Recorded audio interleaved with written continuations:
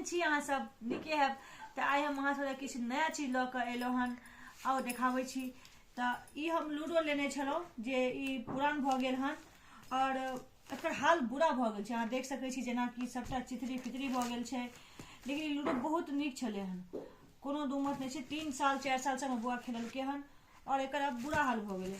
तो बौआ के डिमांड छल कि हमरा नया लूडो चाही।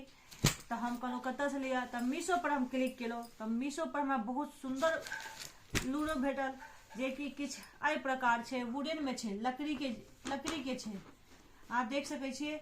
और बिल्कुल मस्त, जेहन हमरा चाही तेहन, और फाटै के टूटै के कोनो झंझट नहीं। जेना ई देख सकै छी पुरना वाला पूरा फाटि गेल छै, तो ई अहाँके फाटै के डर नहीं, आराम से टेबल पर राखि दियौ खेल कऽ।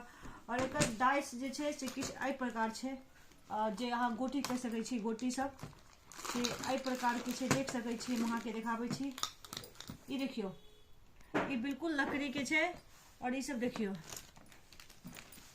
बिल्कुल वुडन के काज कैल छै। और एहि पर अहाँके राखि कऽ मस्त खेल सकै छी, मस्त खेल सकै छी। ग्रीन। तो अगर अहूँ सबके चाही तो बेहिचक हमरा मैसेज करू, डीएम में अहाँ लिंक पीपी करू, हम अहाँके पक्का भेज देब लिंक। और अहाँ लऽ सकै छी, दाम किछु ज्यादा नहीं छै, सिर्फ और सिर्फ 700 समथिंग में छै। तो अहाँ अगर लेबाक अछि तो अहाँ सब हमरा कमेंट करू और हम अहाँके लिंक भेज देब।